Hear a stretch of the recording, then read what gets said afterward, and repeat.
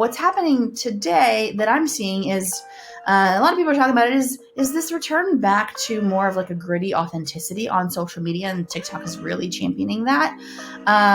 And to me, what that means is that you can build a marketing strategy just on this like approach of guerrilla marketing, this scrappy, gritty, like DIY marketing, which is amazing for startup nonprofits because that's all they can afford anyway. People want more realness. They want more messy, everyday things that are more regular, more consistent. As I mentioned, there are founders building entire companies just running their own TikToks.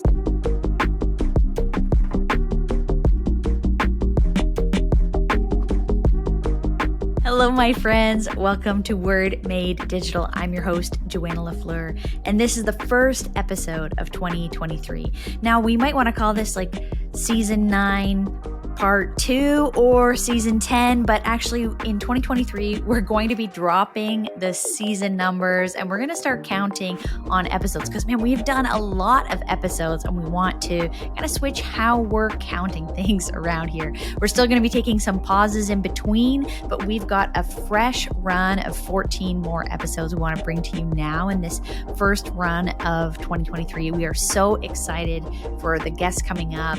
Stay tuned on social media to see what that is. But our first guest is Victoria Harrison, or Vik Harrison. She's the co-founder of Charity Water, and she did that along with her husband, Scott Harrison. This is a charity known for branding. When we talk to clients around here, Word Made Digital, like, who do you admire? Who do you want to be like in your charity, your nonprofit work?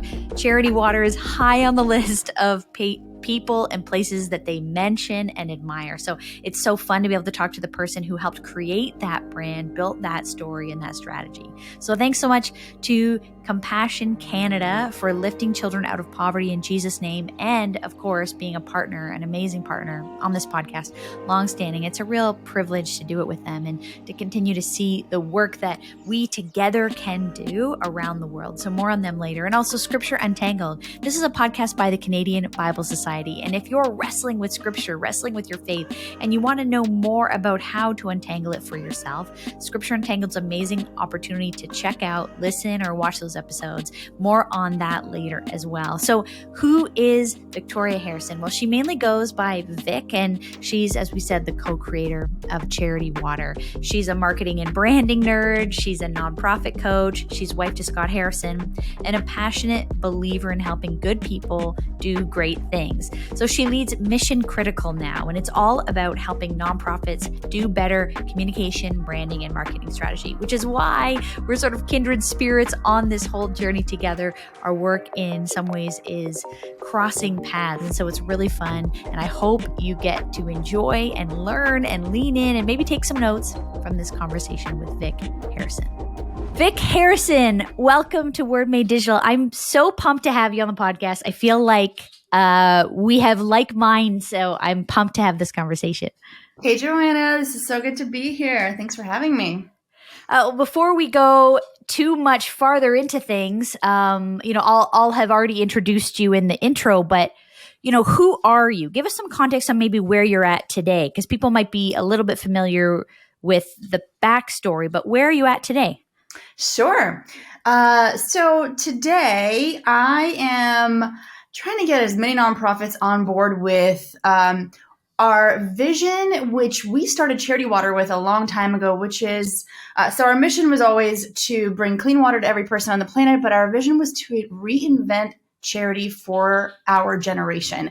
Yeah. When my husband Scott and I'll go backwards just for a little bit, started our nonprofit Charity Water 16 years ago. We were young, and we just didn't see many charities that embodied our spirit of fun and youthfulness. And we didn't know many of our friends. We were living in New York City at the time, didn't know many of our friends who loved giving to charities, and we wanted to change that. So we built the charity that we wanted, that we wished had existed. That was all about, having a little bit of fun and bringing this light and hope and positivity into the nonprofit space. And when I left Charity Water after working and building it for 10 years, I saw the actual landscape of the nonprofit sector as a whole and realized that I kind of grown up in the charity world in our little Charity Water bubble where we loved marketing and we geeked out on storytelling and copywriting and all of this marketing stuff. I came from a marketing background and Scott came from kind of a promoter background. And I realized when I left Charity Water, oh my goodness, so many nonprofits do not come from that background whatsoever. Right. And we were able to grow because we loved marketing and storytelling. And I wanted that to be a reality for a lot more nonprofits today. Okay. I mean, there's so much to unpack in all that you just said. So maybe let's talk about that. I think some people would be familiar with Scott's side of the story. He talks about his own journey to a more meaningful life and starting Charity Water. But what's your side of the story? Like, where did your lives intersect? How did you meet? Like, were you married and then you started this thing together, or how did kind of you get involved with this work in the first place? Sure. So I came to America when I was 9 years old from communist Russia. My family wanted to. They just hated living in an oppressive regime, and my parents were artists themselves. And brought me to New York City because they struggled with language and the customs. They never made it as artists in the U.S. But they raised me in this creative environment and said, hey, we really want you to. We know you're talented, and I always loved drawing and painting. With my mom since I was a little kid, and they said, we really want you not to be a starving artist like us. Right. So there's this new field called computer art. You should go to college for computer art, which was back in the late 90s. Of course, now I think it's just called everything. Doing everything on a computer is just normal. Yeah. But back then it was like computer art. So I went to the School of Visual Arts and majored in graphic design. Okay. Because I thought, okay, this is a way I could combine art with actually something that could make money, a career. And about 3 years into college, I was paying for my own tuition, living in New York City, having a great time. I got an internship that ended up becoming a job. So I never finished college. I started working at this small boutique design agency that at first was like unbelievable. I just thought, wow, I'd made it. Here I am. All my friends are still in senior year of college doing these boring thesis projects. I'm working in a graphic design agency. We got to walk the halls of the biggest agencies in New York City at the time. We were kind of hired out by the biggest guys in New York in marketing, Ogilvy and Mather, Saatchi and Saatchi, all these. Yeah. All these iconic agencies. And so for about a year, it was awesome. I got to sit in brainstorms with amazing creative directors and work on ad campaigns for Coca-Cola and Honda and American Express. And about a year into that work, the shiny new feeling, the glamour of it all started to wear off. And I noticed things like, all right, so there's a whole, group of 20 creative directors sitting around the table in this gorgeous corner office brainstorming how to sell cheap cosmetics to, women 20 to 25. Meanwhile, none of them believe in this brand. None of them believe in, this product they're marketing. Okay, we're marketing Coke to young teenagers, we're creating a new campaign. Nobody here is drinking Coke around this table. Like, we were marketing things we ourselves didn't believe in. And I just, started to kind of pull back the curtain and say, is this all my life is really going to be about? And the last straw that broke the camel's back was I was working on a makeup commercial. And I was a junior designer, like bottom of the ranks. So I got stuck with the dirtiest jobs in design. I was like cutting out this bubble every day for a month, on this commercial spot that we were doing. And every day I would come into work and my producers would say, okay, well, the client has requested that this bubble be moved 20 pixels to the right and that the shading on the right side could be a little less blue. I would come in the next day and it was like another version of that. And day after day, it all kind of unraveled quickly. And I realized this is really going to be the rest of my life. If I stay in this career, I'm going to be moving this bubble around for a month. And those clients are paying exorbitant money per hour to your I never agency. even met the clients. Yeah. There were 6 layers of producers between the client and me. So yes, the sheer just amount of money that was pouring into these commercials also blew my mind. And so I didn't know what I was going to do. I just knew that I wanted to bring more meaning into my life. I'd also gone through a bad breakup, felt crappy about myself as a person. So I was like, how do I find an outlet for myself to do something for others, to feel like a good person again? And I started volunteering. I just signed up for a few volunteer opportunities around New York City, soup kitchen, homeless shelter, the kind of things that most people first think of, and went on a Sunday morning to volunteer at the soup kitchen. Had a great experience, but was still thinking there's got to be something more. I want to get more involved. I don't want to just be a volunteer. I want to know what it would feel like to run something, to help build something. And right around this time, as God had always ordained and planned, I believe, I was talking to a next door neighbor of mine on the corner of my street in the East Village and telling him about all of this, where I'd been in my career, what I was thinking. I was looking for volunteer opportunities. And he said, I have this guy. His name is Scott. I've known him from the club days. He and I used to go clubbing together. And 2 years ago, he sold everything he owned and moved to the poorest country in the world, at the time, Liberia. And now he's back. He's back in New York, and he wants to build this nonprofit to help people get clean water. And I was 23, and I legitimately thought to myself, what? People don't have clean water around the world? That's crazy. I had right. You just no idea. Didn't know. Yeah. And so you meet Scott through a friend, and then kind of maybe you say the rest is history, or like it just was a natural work partnership first. It was. So I the first time I met him, I went to this outdoor exhibition that he had organized, where Charity Water, it was really kind of the official public launch of Charity Water in New York. He convinced all of the New York City's public parks department to give him one day at 10 or 12 of the biggest New York City public parks to put on this outdoor show where he was showing pictures of dirty water in the places he'd visited. And he had some creative ideas, which I loved. He had taken water from the local New York sources like Central Park Pond and Hudson River, put them in these clear plexi tanks, and then said, okay, if your taps turned off tomorrow, this is the kind of water you'd be drinking, New Yorkers.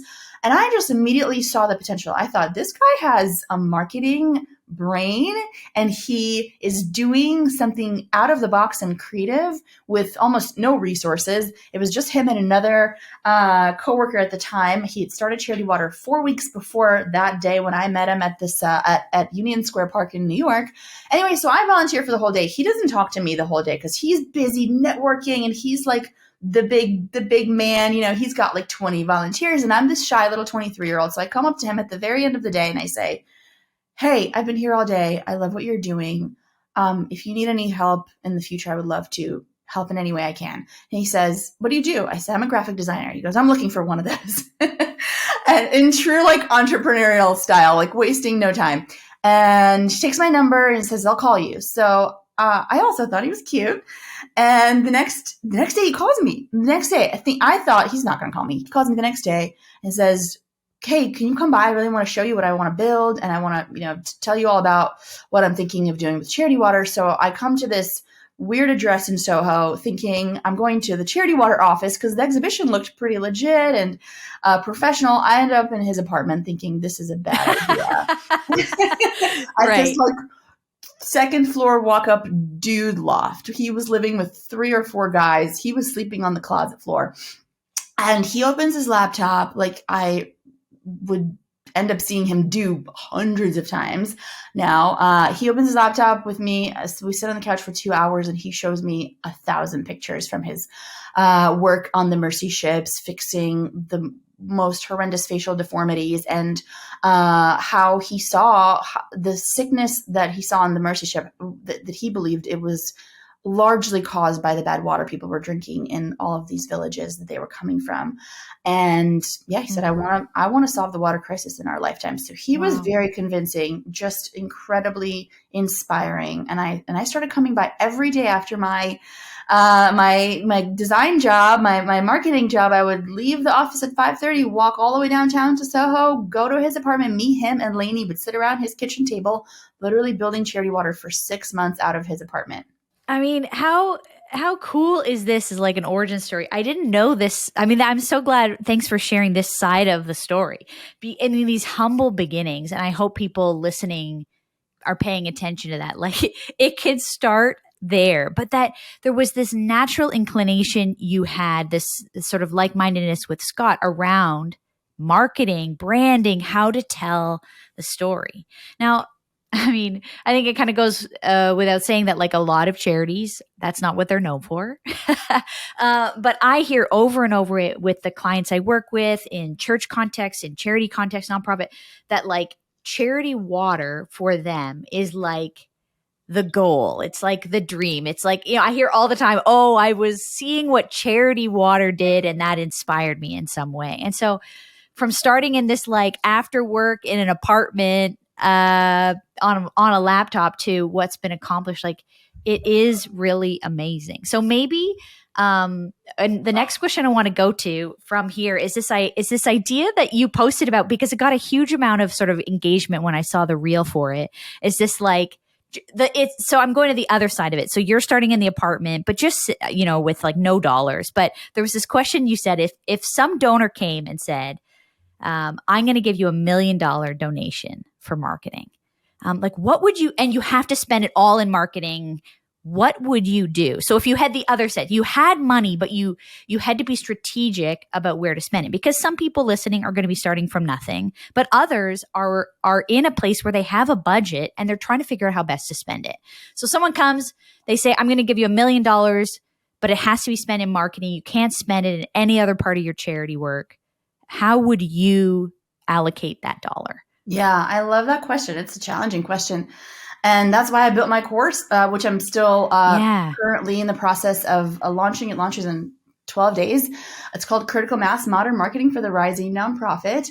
Yes. And it's a course to teach startup nonprofits how to start from scratch like we did. But I think it also at the same time addresses this question as well, because I don't think I would do anything differently if I had $1 million. So the answer to the question is, I would build a small, lean team. Say you do have, I would start doing that if I had $0, one by one, person by person, and hire and flesh out a small creative team of like-minded, inspired people who probably don't even come from nonprofit, honestly. I would build that team in-house.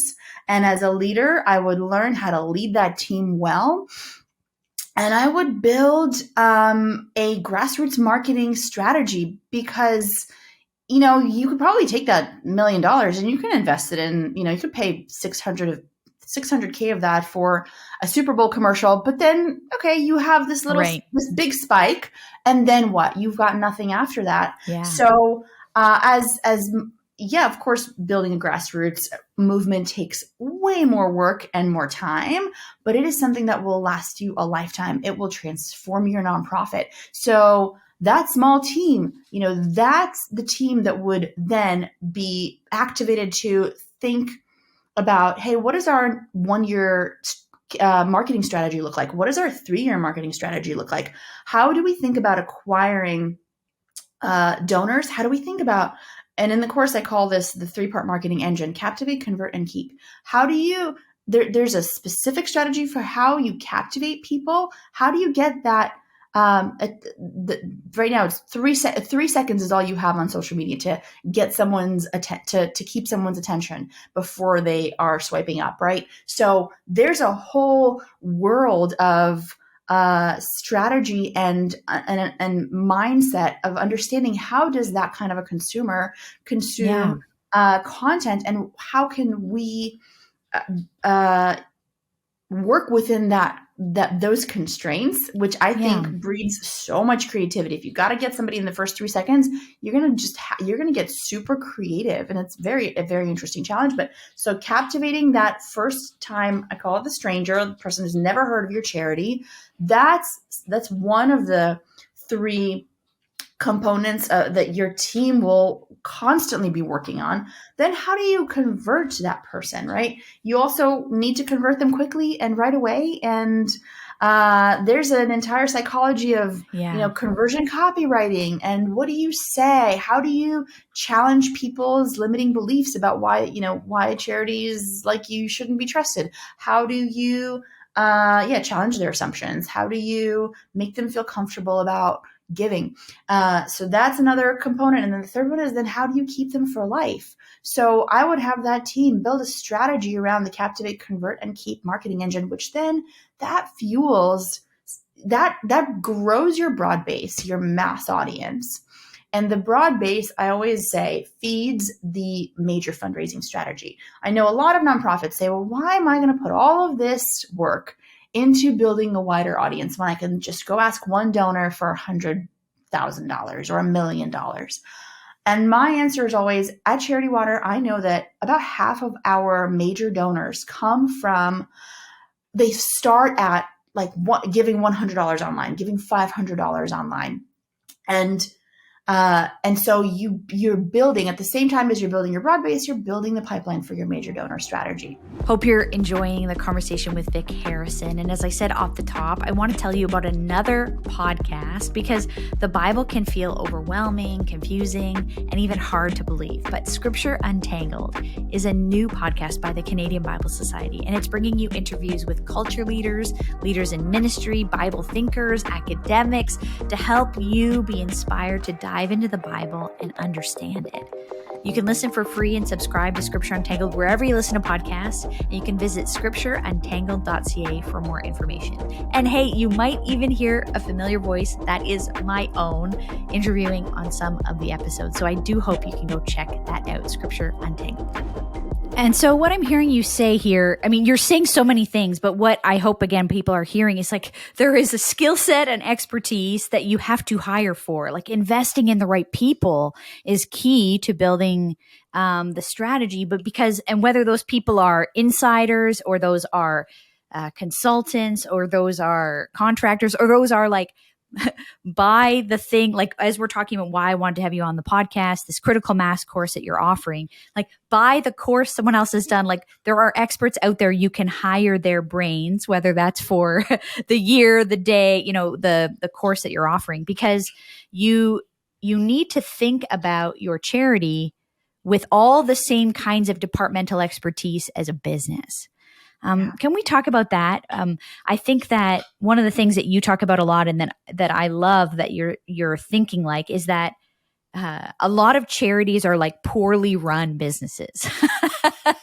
And what have you seen in that? I know your angst in that too. Like they don't know how to run a business. And so can we talk about, I'd love to know what you've seen or where, kind of where your passion lies in that area. Totally. I think that if you're starting a consumer packaged goods startup these days, you take marketing seriously from the first moment, right? It's just a given that if you're starting a lollipop brand or a protein powder brand, that marketing has just got to be built in from the very first day. And if you're running a charity, you're like, oh, I'll hire my marketing person 6 years in. I'll hire my first designer 10 years in, which is what I'm seeing a lot. And I really, truly believe that is just a industry-wide limiting belief, or this kind of stigma that we've created as a nonprofit space, because I think people who start charities think that that they have to be serious, and they have to be, the humanitarian mindset is like, and I talked about this recently. When I joined Charity Water, I kind of fell victim to this too. I was like, I have to get rid of all of my nice dresses and all of my nice clothes. And we're not allowed to have any more fun because I'm joining a charity. I have to go buy these really boring black sneakers. I literally went or out to like the store. cargo Yeah, pants, yeah, yeah. Like safari hat. oversized cargo pants. Because I need to show people that I just came back from a third world country. It's so ridiculous.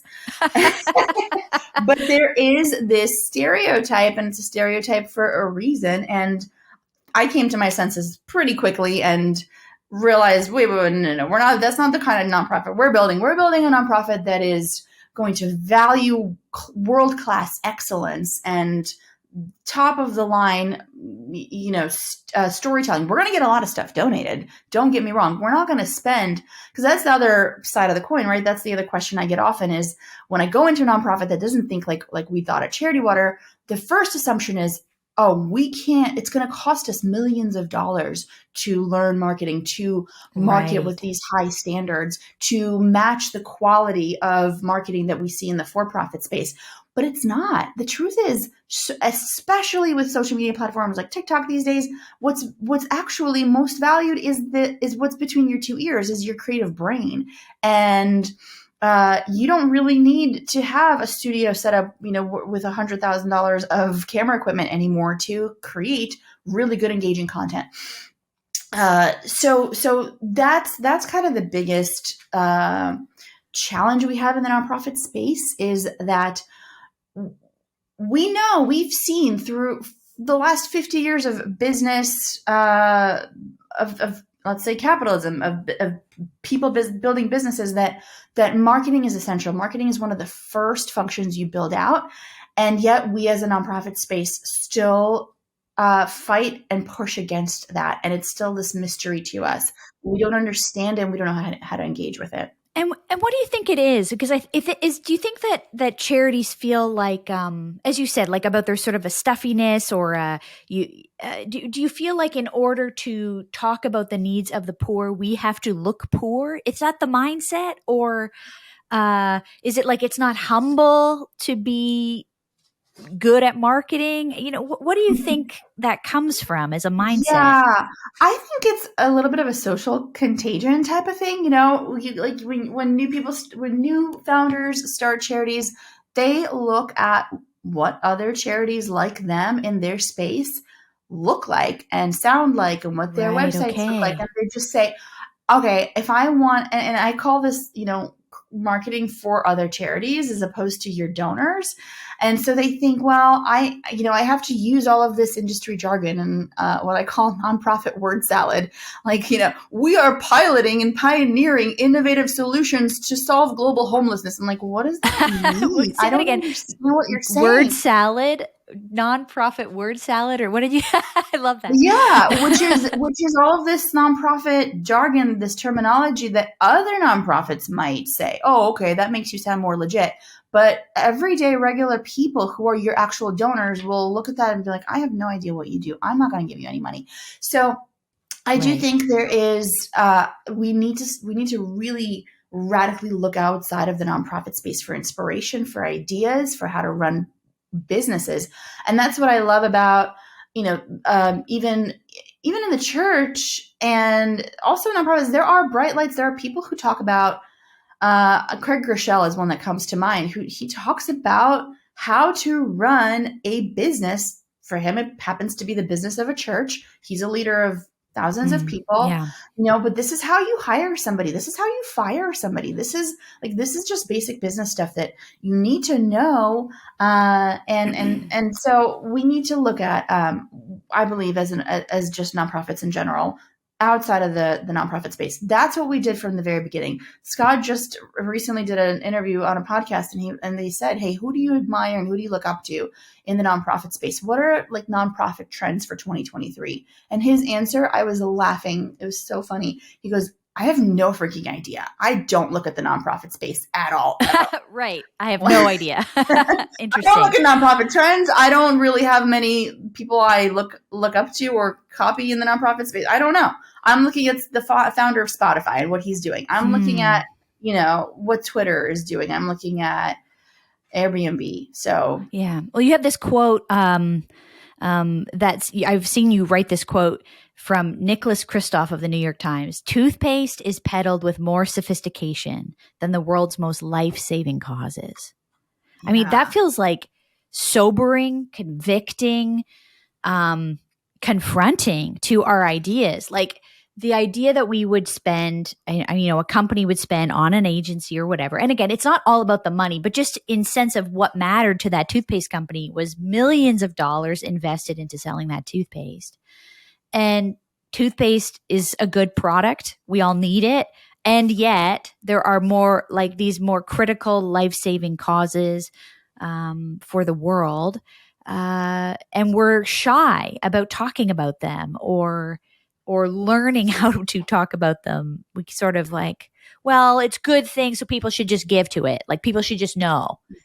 Yeah, I think that's actually a really big part of the thinking is two-sided. One thing I hear all the time, nonprofit leaders and founders believe or fear that their donors will not approve of them hiring a graphic designer, hiring a videographer to shoot video so that they can have lots of content, right? Oh, that our donors are, and they just make this assumption outright without ever asking their donors. And so I say, okay, either you're right, and in that case, you need different donors. If your donors don't believe that you should spend, a salary's worth of dollars to hire a creative person who's going to get your name out there, who's going to help you get discovered, then you need to get some different donors. And look, you can always, like, the way Scott hired me was he went to one donor, a board member who believed. She was the one pushing him to hire me. She said, you need your first hire to be a designer. And when he found me, and I was first a volunteer, but eventually I kind of said, okay, I need a job. Like, you need to pay me. And I need to quit my job so I can do this full time. He just went to this board member, and she was able to give him the sum of my entire annual salary, which at the time was $48,000 a year.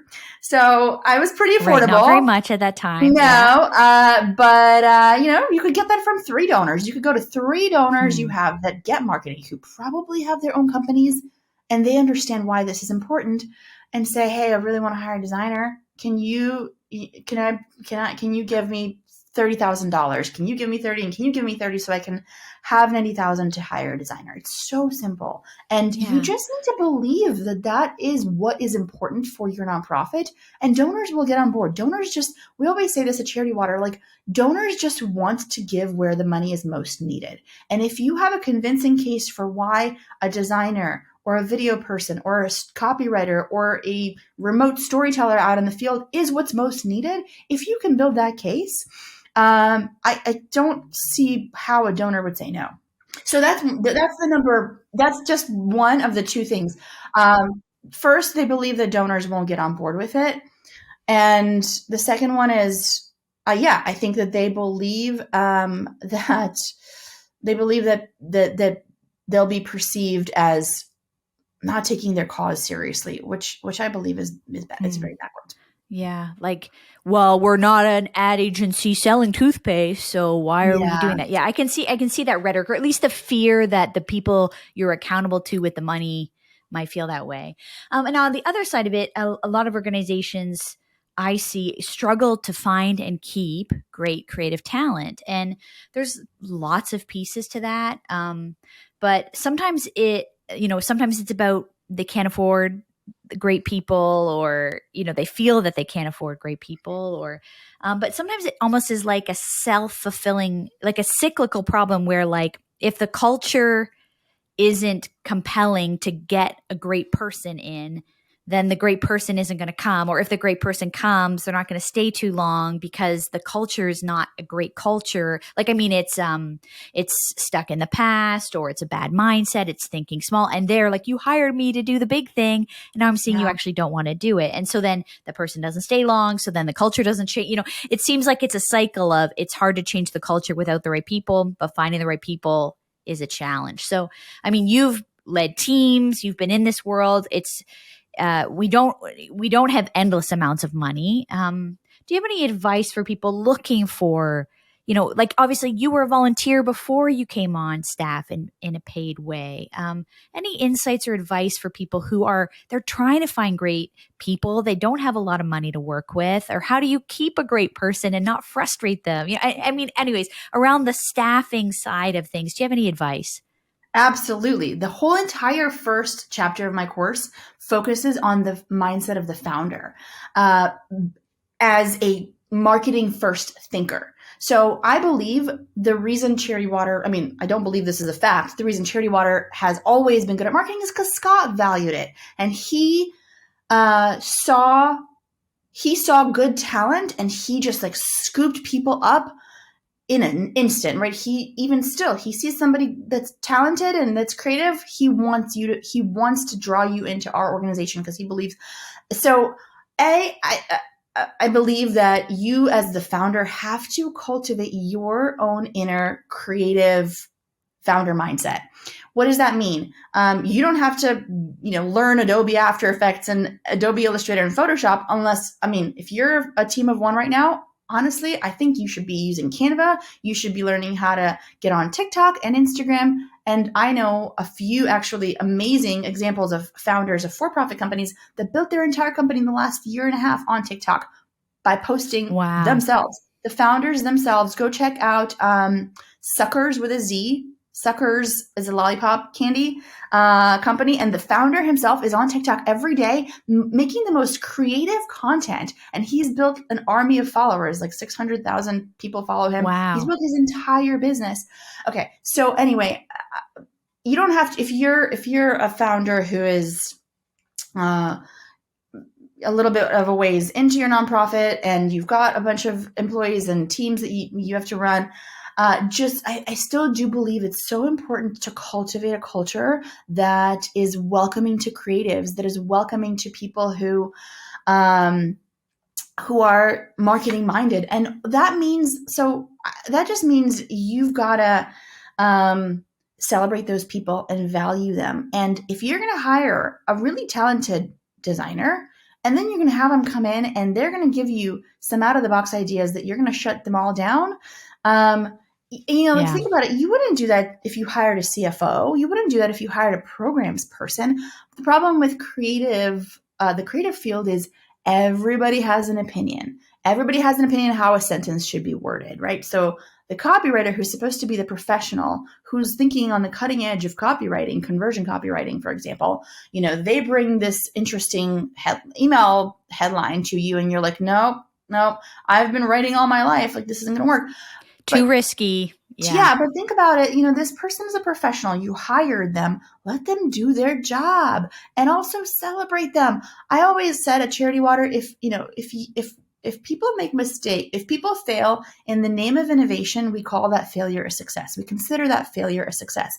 Let people fail. If they're failing because they're lazy or negligent, that's one thing. If your creatives are trying new things and innovating and sometimes they fail, go all out and celebrate those failures to show people, hey, we value you taking risks here at our organization. So one thing Scott did early on, always has done with me, with all of the creatives that we've had at Charity Water, is he pays special attention to people. When he would ask me to build a pitch deck or give him a presentation for a possible new campaign, and I would work really hard all night to put this thing together and give it to him the next day or in a week or whatever. Most founders, even when I worked in the marketing world, would be like, oh, this is so nice, great, thanks, put it on their desk, and then you don't hear from them. I would see him in the next meeting with the next donor being like opening his laptop and being like, look at this thing Vik just built. Here it is. Here's what we're thinking about. It's not even real yet. I don't even know if it's going to happen, but here's what it is. And I would walk by his glass office, and peek in and see him presenting my work and being proud of my work. Right. Celebrating you, no celebrating the amount of, team. I was working on a dime. I had a really crappy salary. I didn't care because I was celebrated. I was respected. My ideas were heard and I was championed. Pausing the conversation with Vik because we're talking about charity, and here's what you need to know. Right now, the world is facing unprecedented global food crises. The numbers are really staggering. 820 million people, that's nearly 10% of the world's population, have been affected by hunger in this past year. That's 46 million more people than the year before, just to put that in context. It's really hard to know what to do with those numbers and to carry this kind of news in our hearts and our minds all the time. But here is the good news. Compassion's local church partners are on the front lines and they're responding. There are simple and tangible ways that we can partner to answer hunger with hope. And so I want you to go to the Gifts of Compassion gift guide, and it includes gifts specifically targeted at meeting the critical needs brought on by this food crisis. There are ways we can directly help respond to the food crisis. What would it be like if you didn't know where you were going to eat today, tomorrow, this week, or more? What if it was your kids and you didn't know how you were going to feed them today, tomorrow, or this week? You can give at compassion.ca/shop. I love what you're saying about all that. This idea of like hiring, trusting people to do their job, celebrating them, letting them take some risks. Can we talk about, when you're talking about copywriting a few minutes ago, what that leads me to be curious about is this idea of complex problems and copywriting. I see some charities think that in order to build trust, and it's not that it's untrue, in order to build trust, you have to explain your expertise on the problem. But I think some people can get so jumbled in jargon or technical things, or whether it's like wells and digging. That's a complex thing to actually do and engineer, and health issues around poverty, health. Like these are not simple issues. So what's your perspective? Not that you're necessarily a copywriter, but as a lead on marketing and comms, how to not talk down. Like these people aren't dumb, so you're not trying to talk stupid to them, but like how do you talk about complex problems in a way that isn't getting lost in the words, getting lost in the weeds of the complexity? How do you think about that? Yeah, look, I think that simplicity is elegant and it exudes confidence. But simplicity is the hardest thing to do. To simplify what you do is deceptively hard. And it takes real work to sum up all of your nonprofit's activities in a headline on your homepage. It is this very specific art. And that's why it takes people years to get really good at writing copy, at writing simple words that speak that are simple in kind of like everyday language for nonprofit people to understand, for your donors to understand. And I think we again, as a nonprofit space, we fall into this false belief that we have to sound educated and smart and like we know what we're doing, but that's not what builds trust. In fact, I would say that's that simplicity is more trust building than over explaining yourself. I mean, we know this from, think about, at a party, if somebody is going on and on for 25 minutes explaining what they do, you start to wonder too much why information. they need to be talking so much, right? And if someone says, I started a nonprofit helping people get clean water. That's it. That's like, oh, okay, Right. You're leaving. There's some mystery. So yes, I do. I think clarity, clarity, if you can't get people to understand the problem you're solving, you're never going to get them to buy into your solution. And these days, people just do not have time to read a lot. And you need to be super clear if you want people to get on board with what you're doing. Well, it reminds me of that. I love this Mark Twain quote where he writes in a letter, sorry I wrote so much. If I had more time, I would have used less words. Yeah, That I getting to love the that. simplicity takes a long time. What Yes. you're saying is like you have to give your team space and time. It may take actually a few years to learn how to talk about yourself in a more simple way. Yes, and I have a great micro example of that. When we were about a year into Charity Water, we understood the importance of clarifying our message early on. And we had a mission statement, but everybody said it a little differently. Some people added a few of their own words to it, and we Yeah. kind of weren't super aligned. And and it was a little longer than it is now. We got ourselves in a room with two consultants, and we spent 2 entire days, 16 hours, to just come up with a simple sentence. Charity Water is a nonprofit bringing clean, safe drinking water to people in developing countries. That took us 16 hours Wow. to write. And we debated and picked apart every word. Do we need clean and safe? Can we just go with clean? No, we have to have these. Like we talked about every word but after that, we've never rewrote. We have not had to rewrite our mission statement for the last 15 years. So it's worth the time. I love what you're saying because I think especially for senior leaders, if they're not from that background, like what are those creatives doing all day? Like how did it take them 3 days to come up with this little, the Nike swoosh? It's so simple, but it's worth billions of dollars. That simple Nike swoosh, this idea of the simplicity takes a lot of time and expertise. Absolutely. Yeah.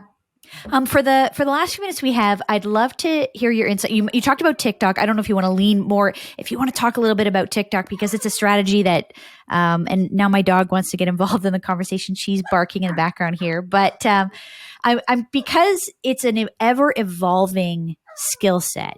Digital is changing. Techniques for marketing every 6 months, it feels like something you might have had as a strategy may need to adjust.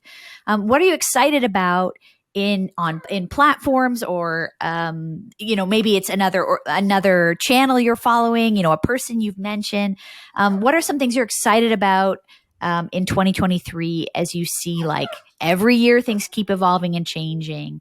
And then maybe the second of that is the idea of like how you're continuing to learn because things are constantly changing. So what are you excited about and how are you learning about it? Yeah. Well, I'm excited because I think that marketing trends and all of these things, people think that's a scary idea that, oh my gosh, I could invest in something marketing wise, and then in 6 months, it's not relevant anymore because it's changing. But I want to put anyone who is listening at ease that it's really not that it's not that volatile. Marketing is kind of like it's a cycle, and ideas come back around just like any trend on the planet, right? In interior design, in how people dress and clothing, things come back that have been that we just kind of continue to recycle ideas that have already been in our atmosphere before. So what's happening today that I'm seeing is a lot of people are talking about it is this return back to more of like a gritty authenticity on social media, and TikTok is really championing that. Uh, and to me, what that means is that you can build a marketing strategy just on this like approach of guerrilla marketing, this scrappy, gritty, like DIY marketing, which is amazing for startup nonprofits because that's all they can afford anyway. And I think when Instagram first, started happening in what was it, 2007, 8, 9, 10, the first types of accounts that got lots of followers, and this set the trend for many years after that, were accounts that posted unrealistically beautiful imagery that wasn't representative of our everyday life, right? And that's what the human eye was drawn to, and that's all that you started to see on Instagram. And so it ushered in this era of unrealistic expectations, and everybody followed that trend for a little while, and now that's starting to lose its power because people want more realness. They want more messy, everyday things that are more regular, more consistent.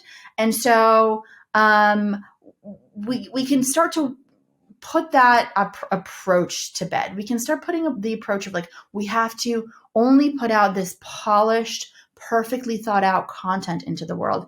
That's 2020, 2021. That's in the past. Right. As we think going forward, the good news is that you can have 5-6 of your employees who you trust, they can have access to your TikTok or Instagram account, and you can start to post more real-time, real life situations and build so much more trust that way with your donors, with your constituents, with your broad base. So again, I think, as I mentioned, there are founders building entire companies just running their own TikToks. And so what that means is, like, even more now than ever, you don't necessarily need to only produce polished, expensive content. You don't always need to hire a studio and a director of photography and expensive cameras. Although sometimes that's still great for specific inflection points in the year. So I teach this campaign approach in the course as a strategy, as a way to think about your entire year's worth of content. You have these peaks and valleys. I call it the tentpole campaign strategy, where you invest a lot of time into 2-3 campaigns throughout the year, and you ramp up to them with hundreds of little pieces of content that culminate in this like big reveal, this big launch and you're kind of, it's like a tornado sweeping everything up. Everybody starts to perk up and pay attention because you're like kind of pushing this one narrative for 2-3 months, and it gives people an excuse to rally around your cause, and then you celebrate that and you go on to the next thing. So sometimes it's great to have really polished content for things like that, but all around that, all the debris around that, if you want to call it that, is just like everyday TikToks, everyday Instagram stories. I love that. And, just even at dinner the other night, talking to a friend who's a YouTube manager for some big YouTubers. And he says, like, that thing you said about the founder doing their own TikTok, he says in his experience, you need to know how to edit your own videos, because if you hire that out too soon, people can tell that you're not really the heart behind it. It's like the style is wrong and all this kind of stuff. And the same that TikTok is so easy and it's accessible. It doesn't have to be super polished. You can learn how to edit, within the hour, kind of a thing, and just start getting the content out. Vik, if people want to find you, they want to find this course that you've done, you're launching, Critical Mass, where do you want to send them on the internet today? Sure. So my website for all my work is missioncritical.co, and it's right on the homepage there. So missioncritical.co, and you can follow me at Vik, Vik Harrison, on Instagram and TikTok.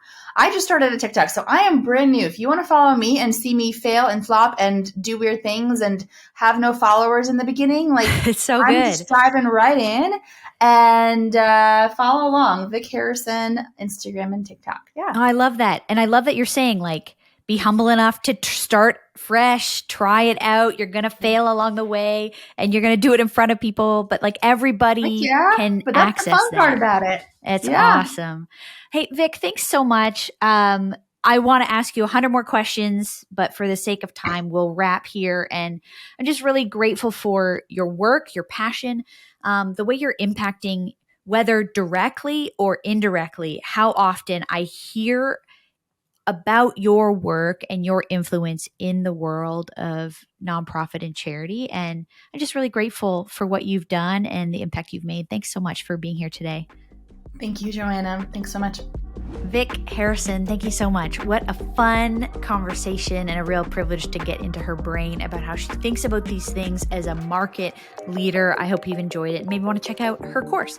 Next up on the podcast, Zach Windahl is back. He is the founder of the Bible Study and the Brand Sunday. So he's going to be talking about how to stay optimistic in really troubling times that we're in. And also we're talking about how he sold his company and how he gets TikTok content out every single day. We're going to go practical with him about how he actually gets that done. So if that's something you're trying to do yourself, thinking about doing for your brand or your own brand, we would love for you to lean into the next episode. Thanks, of course, to our sponsors who are making us able to bring this podcast to you, to Compassion Canada, who are lifting children from poverty in Jesus' name, and the new podcast, Scripture Untangled, from the Canadian Bible Society. As always, find us on our YouTube channel. We would love for you to check out our tutorials, a back catalog of podcasts. We have all kinds of content there for you. We would love for you to hit subscribe on there. We're trying to build that up in 2023 with more valuable content. And hey, we'll see you on the internet, or we'll see you back here next week for more Word Made Digital.